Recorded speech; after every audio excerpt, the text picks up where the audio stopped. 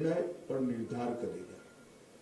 इसलिए सारी पार्टियों के परफॉर्मेंस के इवैल्यूएशन के साथ आप वोट कीजिए और मुझे भरोसा है कि तेलंगाना के सूज्ञ मतदाता जब ये पृष्ठभूमि को चेक कर कर वोट देंगे तो निश्चित ही तेलंगाना के मतदाता की पसंदगी कमल निशान पर होगी, मोदी जी की भारतीय जनता पार्टी पर होगी। ये 10 साल में बीआरएस ने एक प्रकार से करप्शन के अलावे कोई उद्यम नहीं किया है। मिशन भागीरथ घोटाला हो, पासपोर्ट स्कैम हो, मियापुर भूमि सौदे का 4000 करोड़ का घोटाला हो, आउटर रिंग रोड सिर्फ पौने दाम पर बेच देने का घोटाला हो, कालेश्वरम परियोजना का घोटाला हो, शराब घोटाले को हम सभी जानते ही है। ग्रेनाइट घोटाले में कितना मनी लॉन्ड्रिंग हुआ वो कोई छिपी बात नहीं है। 2020 की बाढ़ राहत में भी घोटाला किया गया। की रिपोर्ट से स्पष्ट हो गया है कि मिशन काकतीय में 22,000 करोड़ रुपए का बजट समाप्त होने के बाद भी सिर्फ 65% काम हुआ है। और बीआरएस के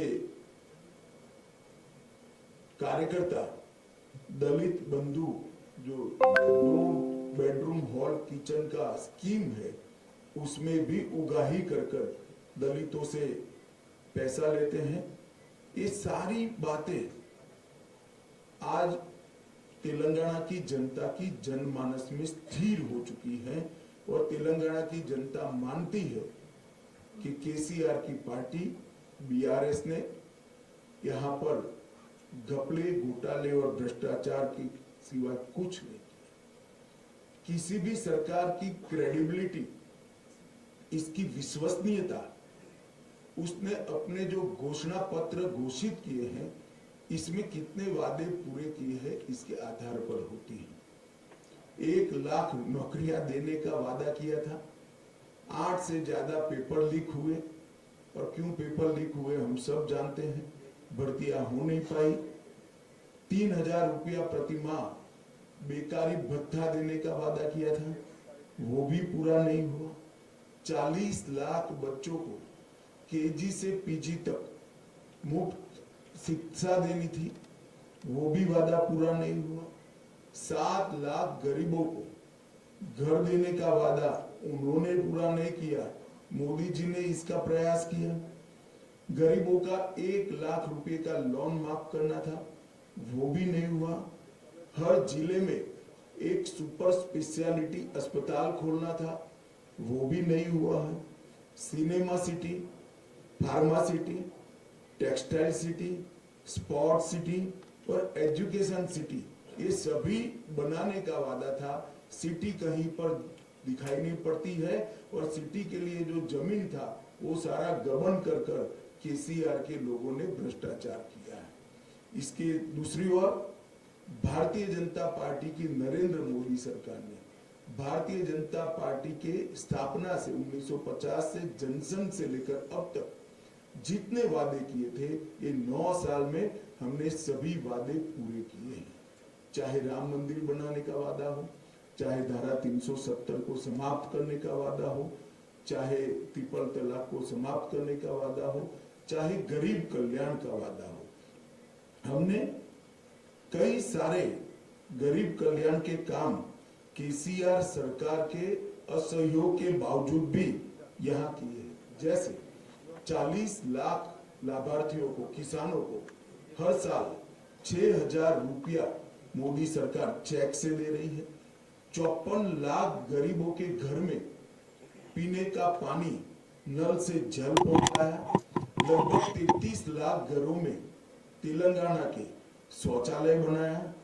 1,90,00,000 गरीबों को हर साल 5 किलो, हर महीने 5 किलो अनाज प्रति व्यक्ति हम दे रहे हैं।